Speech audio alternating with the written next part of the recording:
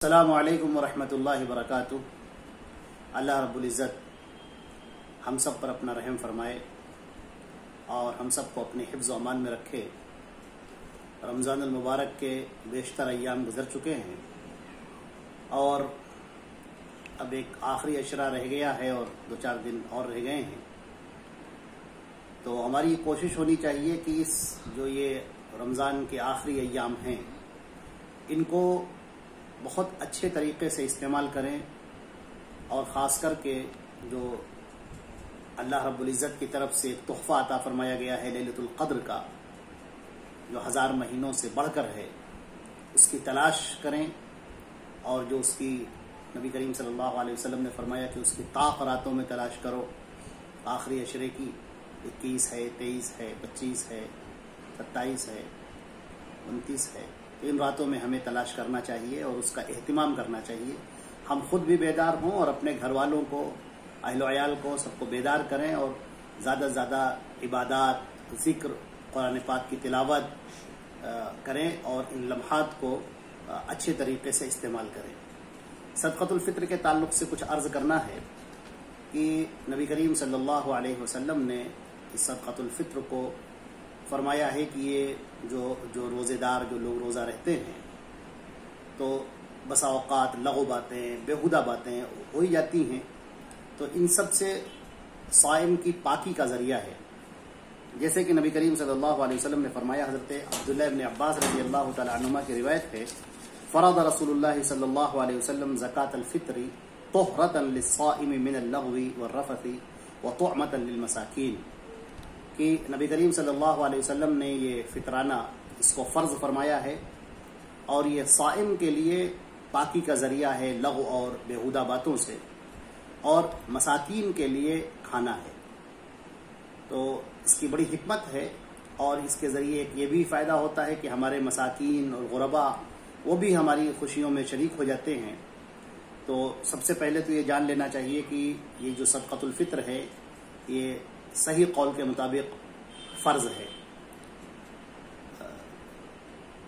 حضرت عبداللہ ابن عمر رضی اللہ تعالی عنہما کی روایت ہے، فرض رسول اللہ صلی اللہ علیہ وسلم زکاة الفطر صاعا من تمر او صاعا من شعیر علی العبد والحر والذکر والانثى والصغیر والکبیر من المسلمین وامر بها ان تؤدى قبل خروج الناس الى الصلاة۔ یہ صحیح بخاری کی روایت ہے، کتاب زکوٰۃ کی 1503 اس کا نمبر ہے۔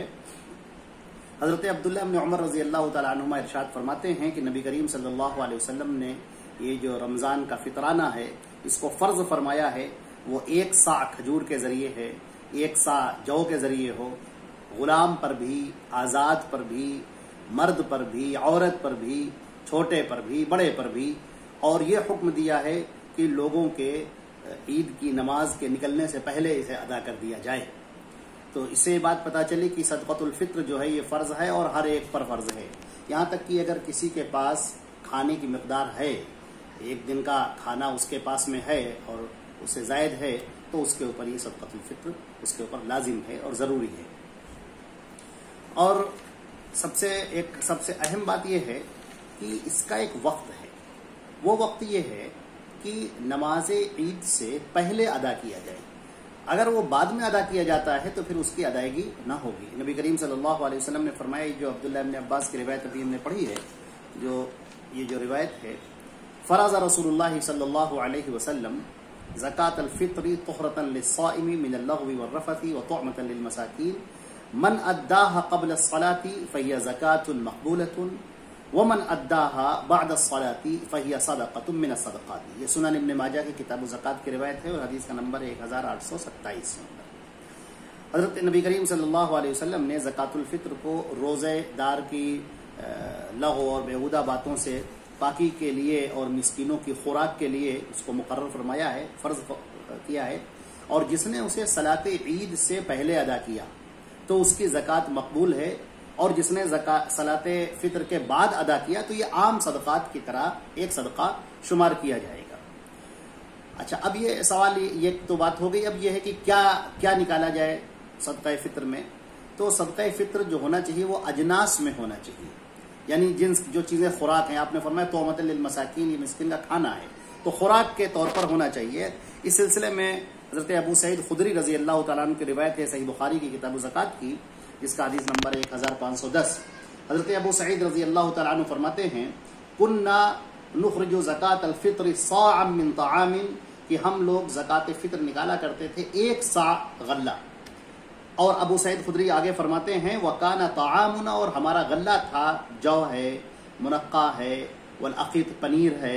والتمر اور کھجور ہے۔ تو اس سے معلوم ہوا کہ جو چیزیں جنس کی ہیں جو کھائی جاتی ہیں غلے کے طور پر، خوراک جو انسان کی ہوتی ہے اس کو نکالنا چاہیے۔ یہ بات جان لینا چاہیے کہ غلے سے نکالنا بہتر ہے، افضل ہے، نبی کریم صلی اللہ علیہ وسلم کا طریقہ رہا ہے، لیکن بعض ہمارے علماء اہل حدیث نے بھی اور بھی لوگوں نے